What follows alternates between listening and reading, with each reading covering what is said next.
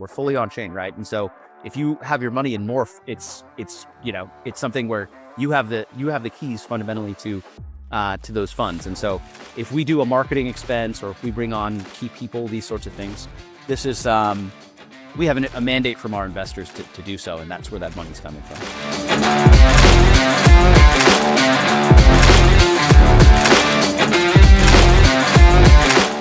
What's up, everybody? Welcome to BeInCrypto News Roundup. On this episode, we'll be speaking to Colin Goltra, the new CEO of Morph, and he's going to be telling his side of the story on all the recent challenges that Morph has been facing following the investigation by Blockworks. As always, I'm joined by Brian, so let's get right into it. It's been a roller coaster ride for Morph. Is probably an understatement, right?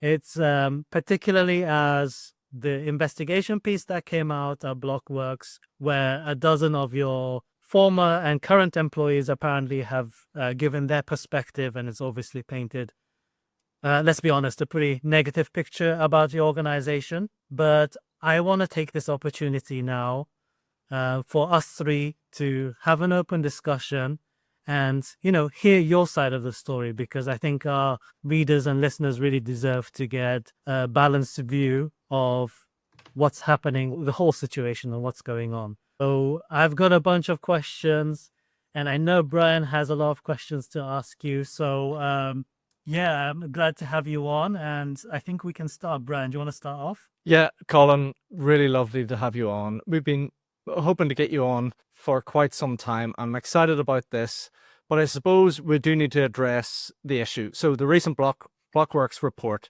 it did paint a picture of internal dysfunction at Morph. There were layoffs, staff turnaround was high. The report described lavish spending to a certain degree, but it mentioned this shadow CEO. The crypto space is very hypersensitive to red flags. So look, what the hell happened at Morph over the past year? Yeah, well, thanks for having me, guys. Obviously, that's a big sort of open-ended question to start with. I think you kind of, Nora, you described the last couple of weeks as a roller coaster. I think my job to some extent has been to dissipate that. I think there's certainly been a bit of a media circus, but I think the ground truth is actually that there's pretty good stability and the vibes are good right now. So I personally, so I joined Morph at the beginning of this year. I think a lot of the events, we weren't happy with that article, right? I think it was, I think we felt that there were some inaccuracies in the reporting. Some of the perspectives were maybe emotionally laden or what have you. And so there's always a ground truth in between what gets reported or what an individual's perspective is versus kind of what it is on the ground. So I've been here for 5 or 6 months now. I'd actually say the vibes are pretty good. We've kind of improved our focus. Sort of we have this new sort of refined mission that we're going against right now, which is called on-chain consumer finance, which is, a more sort of a tighter vision and a tighter scope of the ecosystem to focus on. We've brought in a bunch of new people, so that certainly I think there's been some turnover that was spoken of, but a sort of the counter to that is we've promoted some really, really talented people in our team. We've brought in new people to join our leadership team. And so, I think the ground truth right now is we're competing in a really competitive space. The team's pretty much rowing in the same direction, all the cliches, right? And so, I think, I think it's correct for people in the space to be sensitive. I think you mentioned FTX and Celsius and some of the great, catastrophes of crypto history, but I think we're a little bit different from that. I think Morph fundamentally is a platform for developers. We're not custodians, right? We're not holding your money. The vectors for the risk here are a little bit different. So we can speak to some of the specifics, right? But we're not, fundamentally, we're not custodians of people's funds and these sorts of things. And so the nature of what we're building is just different from those things. And so, happy to get into it though. And thanks for having me, guys. I mean, obviously, there's a lot of dramatization, right, in the article as well about extravagant spending, but I think they referenced 15K being spent in events, and then maybe like a few 100,000 being spent on a full day side event in Singapore. I think both of them were token, if I'm not mistaken. And to be honest with you, somebody who's working in marketing in crypto as well, I don't particularly find that unusual. I think that's actually quite a reasonable amount of money being spent there. I think what people were more concerned about, obviously, is the fact that, the funds were being allocated to events, which is great. Obviously, you need to spend money on events to get your brand awareness up and stuff like this. But there have been like other parts of some in brand initiatives and marketing campaigns that were being neglected, like in emerging markets and so forth. So my question to you, Colin, is more to do with, was Cecilia Hsu's departure kind of connected to concerns about how funds were being managed and allocated? No. So Cecilia, I guess showing sort of behind baseball a little bit, Cecilia's departure had been planned since February. So this was kind of a long time coming. It was long before we were, aware of or saw sort of any investigation by the media. She had to leave for a couple personal reasons. I had just joined, and I think we were planning this sort of transition for a few months now. In terms of the event spending, I don't know, I don't know. For me, it was a weird detail to latch onto. I mean, a couple things, right? So, first of all, I don't think the optimal amount of event spending is not zero, right? I think fundamentally it is our job as marketers and growth people to capture attention and mind share, whether that's with developers, whether that's with partners, whether that's with users. And so, that they were launching a mainnet last year. They were, they were in sort of a critical sort of juncture of the ecosystem. And so they were, it was incumbent upon them to do a lot of that spending and to make events like that. The other thing is a lot of these things had co-sponsors, right? We have an ecosystem of investors, partners, these sorts of things that want to do events with us. I think, and so, a lot of that expense was defrayed across, diffuse across sort of multiple sort of sponsors, right? And so, yeah, Cecilia's departure was not the result of spending. It was a personal decision that was kind of in the works for a while. And then the spending itself, I think, I don't know. I think if you latch onto a lot of organizations, that there is fundamentally a competition for mindshare. The other thing is, and I'll repeat this, I think just because it came up earlier, certainly I think the ecosystem is right to be sensitive around lavish spending or people being impractical about these sorts of things. But fundamentally, I think we've raised venture dollars, and to the extent we do have these sorts of events, we have an agreement with the people that have given us that money are not users, right? I think we are not a custody of anyone's funds in that sense. We are, we are a layer two. We're on chain. We're fully on chain, right? And so if you have your money in Morph, it's something where you have the keys fundamentally to those funds. And so if we do a marketing expense or if we bring on key people, these sorts of things, this is we have a mandate from our investors to do so, and that's where that money's coming from. There was one juicy, I'd say, striking allegation in the report, and that was that Forrest By, co-founder and partner of Foresight Ventures, was acting reportedly in the report described Forrest By as the shadow CEO of the organization. Now, does By currently have any executive influence over Morph? And if that is the case, where does that put yourself? What does that mean for your own authority as the new CEO? Yeah, absolutely. Yeah, of course. Yeah.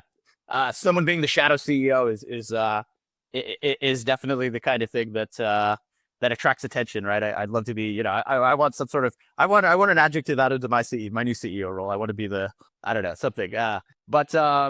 Look, Forrest is someone we deeply value, right? So Forrest is a senior advisor. He's the managing partner of one of our most critical investors. I talk to him very regularly. And I think especially through this transition, we needed continuity, right? Cecilia was taking a half step back and I was taking a half step forward.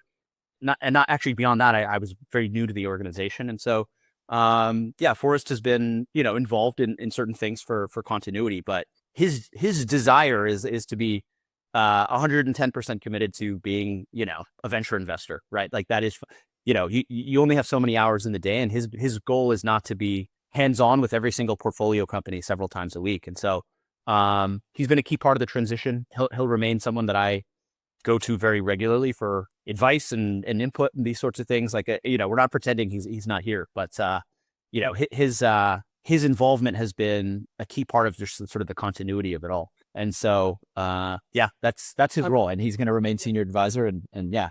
Interesting. So did Forrest By, does he know that he was called the Shadow CEO? And if so, what was his reaction to that? So I haven't talked to him specifically about that moniker. It makes him sound very cool. It makes him sound like, a super, like a mastermind of some kind.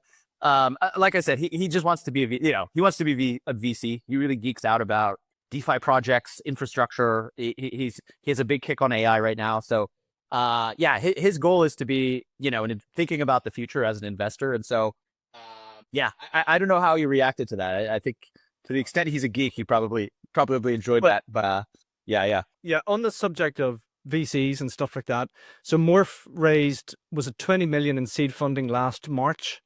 So thereabouts, yeah. So okay, so there was a lot of attention focused on what went wrong, i.e. the Blockworks report since then. But I suppose, could you identify anything that went right? Did anything go right? And is there anything that the public... Absolutely, yeah. Yeah, look, to the credit of for all the circus that going on about sort of the internal drama, that team last year shipped a mainnet, right? Think of how many VC projects raise all this money, string people along, and they never launch a product, right? I mean, fundamentally, mainnet has been live for several months. We're focused on growing the usage now, but they did ship a mainnet.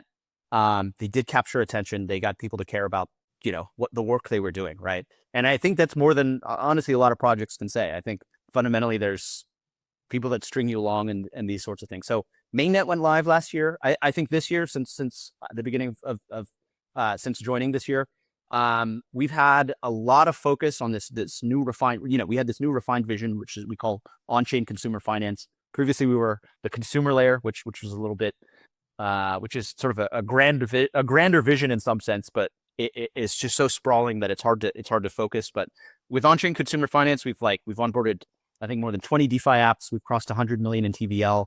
We've continued to do sort of very specific campaigns with partners. We've got a new initiative called MorphPay. We've started to sell this premium card product and are planning to launch a couple other apps in that initiative. And so yeah, I'd actually say that there were some real product wins. We're a startup like anyone else trying to get people to care about what the work we're doing. But yeah, fundamentally they shipped, right? And I think that is something that should not be lost in all of this is things going live on chain, right? And that's fundamentally the thing that matters here. You got it. And I mean, again, from a branding perspective, I think obviously your appointment has come at a convenient time, maybe people might say. So my question to you is, was your appointment as CEO part of an effort for Morph to reset the public image and regain investor confidence? In other words, a reputational cleanup? No, that certainly wasn't why I got the appointment, right? I think anytime there's a management shakeup, there's a repricing of the perception of the organization. So I think there's things that come naturally to that.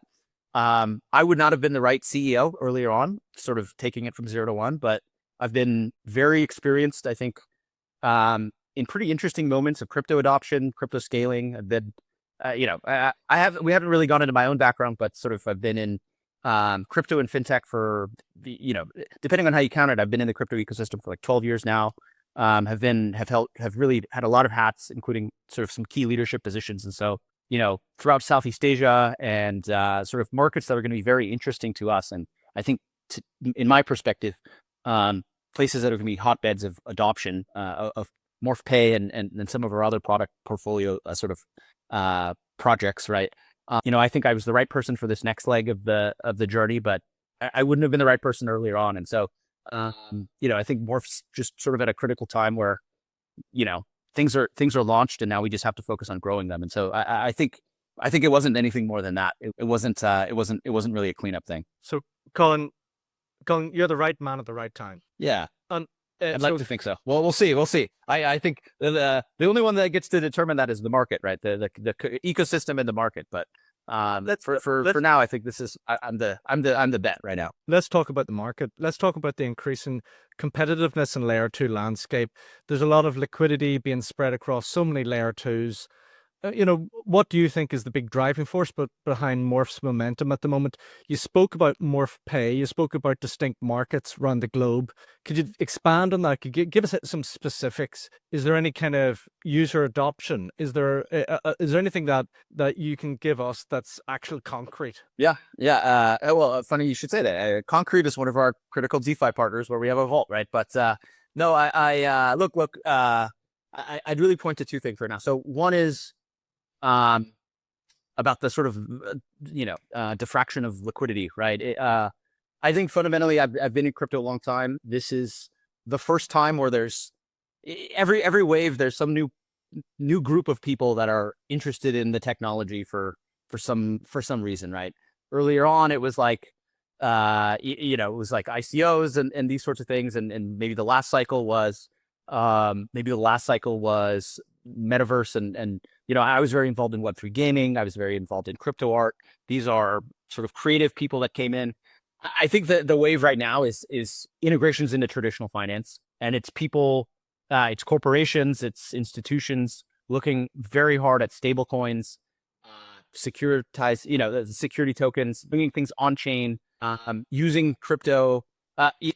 Early on in my journey, I would roll my eyes at sort of institutions saying, hey, we need a blockchain for this, right? Because the technology kind of wasn't there yet. And maybe the understanding of these applications was naive. I think we're in a very different spot in 2025. I think the people coming into this space are businesses, governments, institutions, and they're going to be coming in using it for international payments, stable coins, these sorts of things. So from a competition perspective or these sorts of things, I think fundamentally, like the different layer 2s the ones that are successful are going to find some new niche of the market that they can bring on chain, right? And so I'm less concerned there. I think for us, it's a matter of finding white space. And, I think crypto-based financial services are ready to have their turn with sort of a more traditional audience, right? It's more specific. Yeah, go ahead. Where are you finding areas in the globe that you're getting leverage where people are actually starting to use the product? Because there is a lot of competition. You've got like Coinbase's Base offering, a lot of alternatives. Where in the globe do you see pick up here? Is it the US or is it Southeast Asia or is there Yeah, well, certainly. I think for us, I think East Asia and Southeast Asia are both markets that are going to be critical for us. Certainly, we're always going to have a presence in North America. I think to the comment about Base, we're big fans of them. I think, or at least I am, right? Like I think the way they're very above board. I think they are very, I'd say, true to the original vision of crypto, and so they seem to be really operating in good faith, and something I admire from afar. They seem to be pretty North American centric, right? I think, yeah. Just to cut in about Base, but they seem to have there is a little bit of a privileged position there because of its connection to Coinbase and it's the ease of where you can jump from Coinbase to Base and back and forward. So do you see that as an obstacle to Morph? How do Morph then circumvent those kind of advantages that say Base would have? Sure. We haven't gotten into this quite. We haven't gone into detail on this yet, but certainly, we were incubated by BitGet. BitGet is very much a large global exchange present in several markets around the world, very much in its ascendancy. So I think, their rankings of certain spot and derivatives markets are doing incredibly well. And so, that is a partner we hope to continue to work more with going forward, and find those good execution points. So I think we come to the table with certain advantages via who our partners are, who our investors are, these sorts of things. And then also just where we're going to focus, right? I think Base is a general purpose layer that is going to be focused on a lot of different things. I think a lot of their most compelling audience is in North America and other areas. I think for us, there's going to be I do trust our team to navigate for these white spaces, greenfield, whatever MBA sort of jargon you want to put on it. I think fundamentally our goal is to find pockets where the market's not looking, and we can serve them with critical sort of Web3 infrastructure that maybe no one has thought to bring to that area yet, right? So I think our team's quite experienced, and I think we have the right people in the seats right now to tackle those problems. Okay, well, it was a great talking to you, Colin, and I really appreciate you coming on the show. Just to clarify a lot of things, really, maybe some misinformation and things like that. So, yeah, thank you so much. No worries, Brian. Thanks for having me, guys.